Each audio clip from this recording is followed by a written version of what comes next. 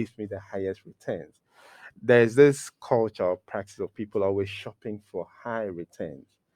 But my point is, you chasing returns without understanding. There's nothing wrong with chasing returns if you understand what you're doing, because there's a trade-off between risk and return.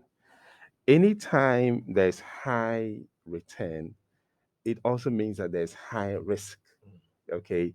And anytime anybody proposes an investment solution and he says that, look, the risk is low but the return is high, please look for the exit door and run as fast as you can, because there's always that relationship. So when people are chasing returns, they sometimes lose sight of the fact that it would go with some risk. And when things don't go well, then they start looking for an avenue to, if you like, resolve their issues or someone to blame. But it's important that you must understand that there's a trade-off between risk and return. The higher the risk, the higher the return. Or if you put it that way, the higher the return, the higher the risk. So if you cannot take a lot of risk, and we all differ in our risk tolerance. In fact, a good investment advisor will tell you that before you embark on a particular investment pathway, it's important to do an assessment of how much risk you can tolerate. But I think, unfortunately, what many people do is a mistake. They just ask, what is the highest return I can get? And then they go in without Actually, one of the questions I wanted to ask at the end of the conversation.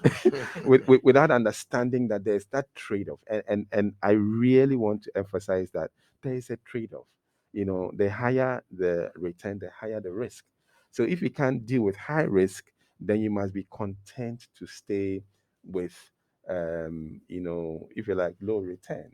But that's because you can't deal with it. But is it always the case that when you're promised of a low risk, high return, you should run fast? Because some people do benefits.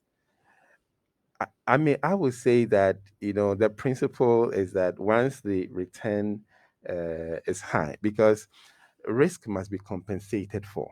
Okay.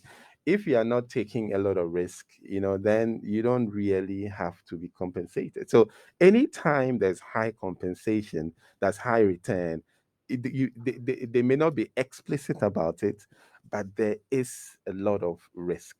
So anytime anybody tells you that this return is high, sure banker, low risk, it's likely to be a scam. And I would say that just look for the exit and run as fast as you can. Oh, yes. Yeah.